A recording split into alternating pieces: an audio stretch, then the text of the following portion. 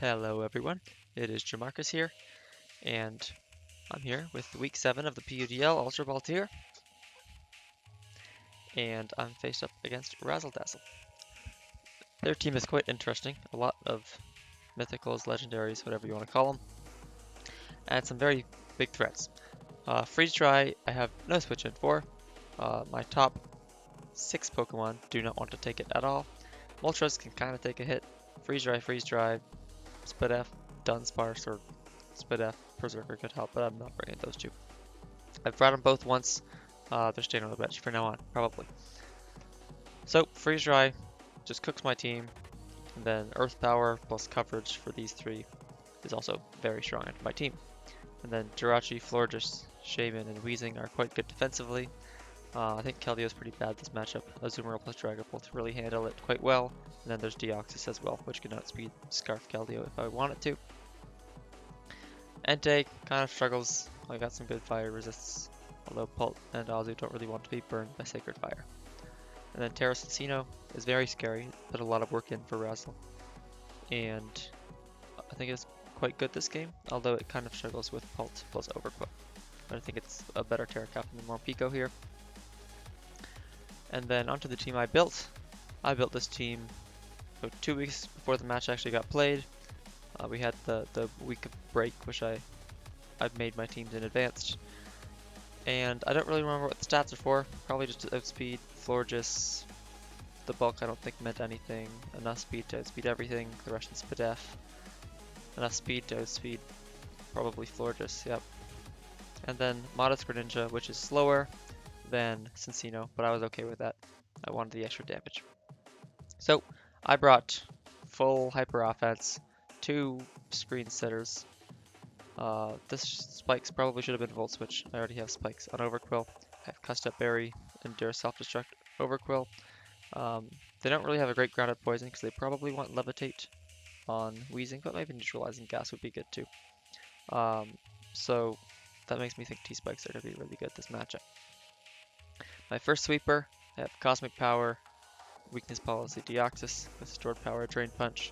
Drain Punch just to hit more Pico before Terra, and it can kind of deal with Jirachi if I get the Weakness Policy boost. And then my next Pokemon was Dragapult, another screen setter. I have Wisp, maybe U-Turn or Dragon Darts would have been better, just to have an attacking move. Then I have Curse just to feint my Dragapult so that I can get into one of my sweepers after I set up screens. My next sweeper, who I really want to do good this game, was Terra Flying, Double Dance, Acrobatics, Flamigo with Weakness Policy. Close Combat there just for coverage, although Acrobatics kind of sweeps through the team. Close Combat's nice for Jirachi, I guess. And then, just in case everything goes poorly, I have my good old Greninja, Life Orb Battle Bond, just to sweep through the team. Although that's the last resort. I really want Flamigo or Deoxys to get the sweep. So, let's see how it goes. No Jirachi is surprising. I thought it was pretty good defensively into my team, especially for Deoxys. I thought that was definitely going to show up. More Pico's showing up. A little surprising. I didn't think it was that great this game. I thought maybe Entei would be better, but definitely Jirachi. No Jirachi was surprising, but it was nice to see. Alright, let's see how this goes. So, off lead, I lead Sandy Shocks. I was kind of supposed to lead Overquil. It's my dedicated lead. But I forgot because I was playing this away from home on a friend's laptop. At least I wasn't playing on my phone. That was helpful. Razzle was, so that's a bit of a handicap it seems. So, off lead, I don't want to get Terra Grass bullet seeded. I don't want to die turn 1. So I switch into Plague Bringer, my Overquil, who takes 5 hits. So I don't know if they're Skill Link or Technician.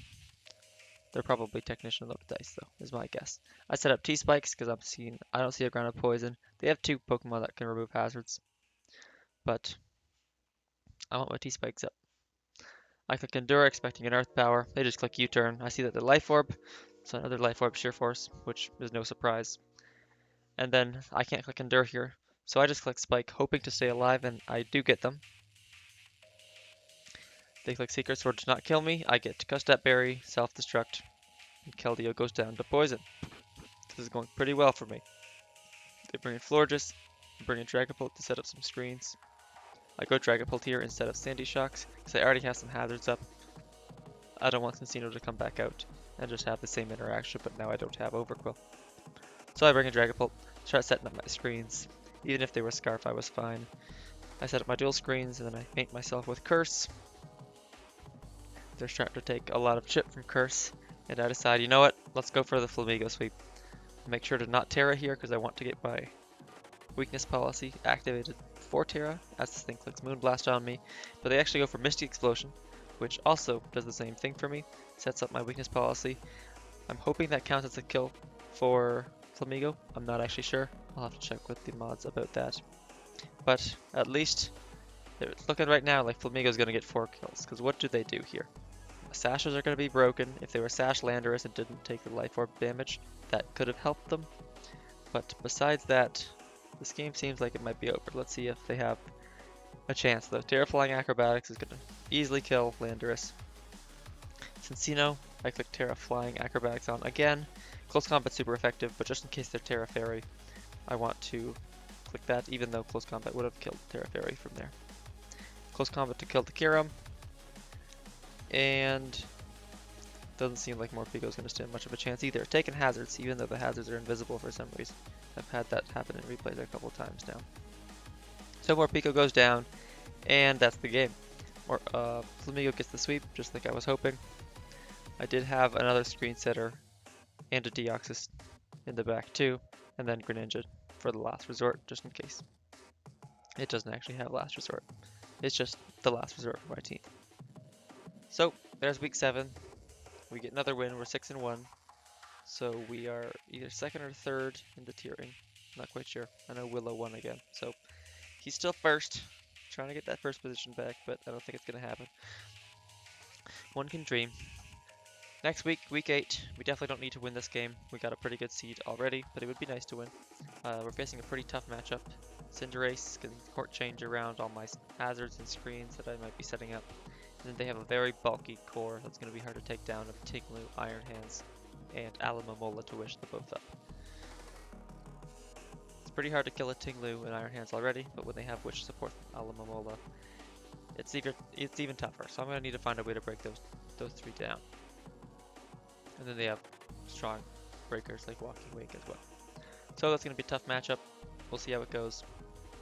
I will be recording the post-commentary for the BHA game that I had as well. That'll be going up probably the next day or so.